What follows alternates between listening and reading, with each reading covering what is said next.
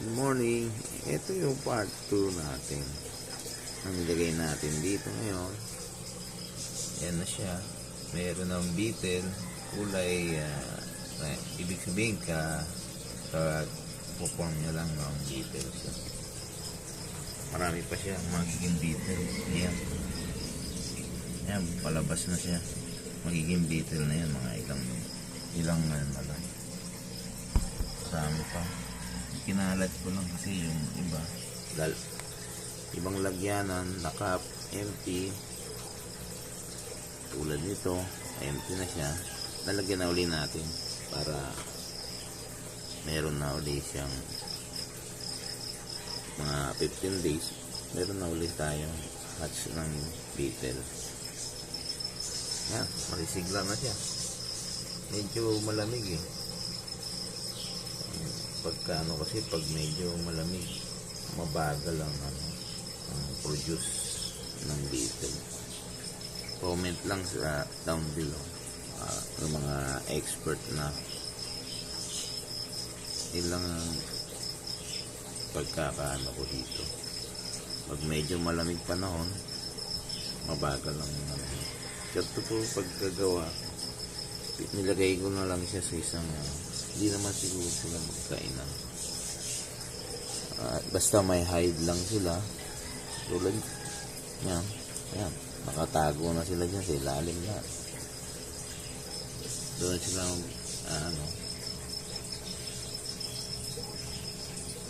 nakaready na rin yung itlogan nila. Once na maging kulay itim na sila, i-video natin sila pag pag nagkulay itim na naman siya.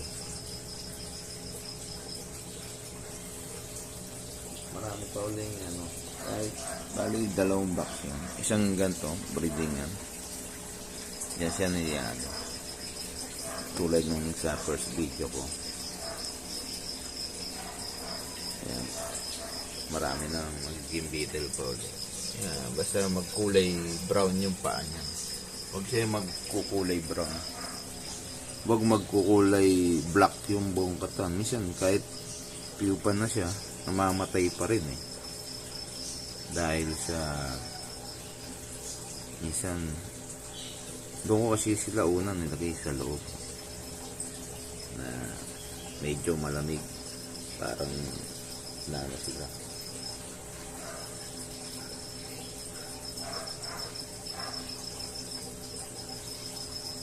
Yan po, dami na sila. Pag brain na tayo ng panibagong mga superworm. Ito na mga magiging beetle na siya mga ilang minuto na. Marami pang ganyan kulay na paa. Mamaya magpupon na siya. Iba kasi bagong pisa lang.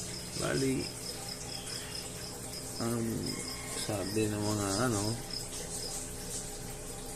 14 days, pero ito lumagpas na siya ng 14 days siguro dahil sa malamig yung lugar na ilang po paki-comment below lang po kung may malinaw sa mga ko, pero ayun lang po yung pagkaka ko, pag nakita kong malamig siya mabagal yung niya. Tsaka may namamatay na pupa. Kahit naging pupa na siya, may namatay. Pero mas marami naman yung mas marami yung naging pupa. Konti lang namatay na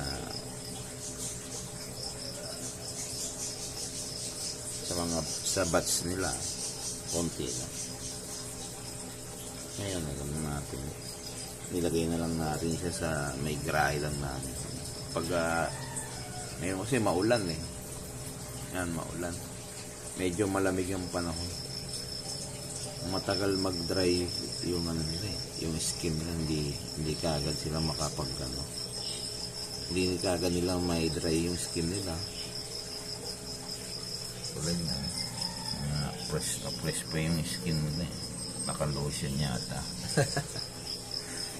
Nakapag-lotion, yan, kailangan ma-dry siya para may labas, makalabas siya. So, ganyan. Lapit na to. Yan, lapit na yan. Konting kembot na lang yan. Konting kembot. Konting kembot na lang. Yan. Yan, nakita mo. Pag malapit na, yan. May dot siyang pula sa ulo. Yan. Siopaw na yan. Siopaw. Labas niya, siopaw. May mga dot sa ulo. Ibig sabihin, lalabas na siya. Yan na yan. Yan, parang ganyan. May dot. Yan, siopaw na. Ngayon naman, nagbabrown na siya. Magbabrown na yan. Yan. Iba brown na eh. Ayan, ako, hindi kita. Ayan, brown na siya. Mamaya o bukas, ano na siya, kulay itim na yan. Mangingitim na. Ibig sabihin, ready to hatch na. Malakas na sila. Ganito lang po inaano ko. Pagkano naman, hindi ko naman nakita na may ano silang nakainin nila. Basta may hygiene lang sila. Yan. Naka-ready na kayo yung pagkain nila. Just in case na magutom sila. Hindi yung kasama nila kainin nila. Basta may pagkain. Yan. Ready na yan. Kikibot-kibot na yung isa, oh. Kembot lang ang kembot. Malabas na yan. Yun lang. Konting kembot. Ito naman, bukas uli. Bukas, o mayang gabi. Kasi ito, mga konting kembot na lang din yan. Magiging pupa na sila. Magiging beetle na po sila. Kaya, titikin lang po natin lagi. Marami pa yan. Nasa worth 300 po siya. Sa worth 300, almost ano na siya, yung ano, ayan na, halos kalahati ang naging pupa. At meron pa uling magiging pupa pa uli yan. Ayan, madami pa ang pupa sa ilalim. Yung iba alam natin, pero good sign naman kasi siya, kasi mga letter C yan, letter C. Huwag lang siya yung nakaunat, kasi pag nakaunat yan, may tendency mga ganito, nakatuwid siyang ganyan, may tendency mamatay pa siya. Ito makulit, gustong kumawala, kapalog niya lang. Yan po, ito yung part 2 natin na ano, success na. Nagkaroon na tayo ng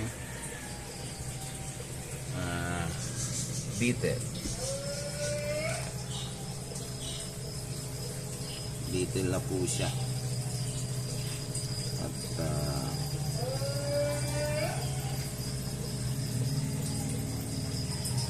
waiting na tayo.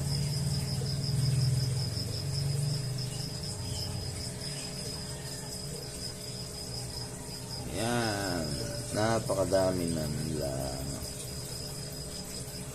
Nakakatuwa. Success na ang ating inyong tubig sa mga super round.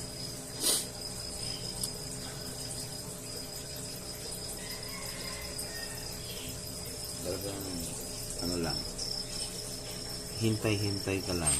Huwag kang mainip kasi dadating din tayo sa pagka-beetle mo. Makapag-breed na tayo ulit. ng bagong mga super run natin.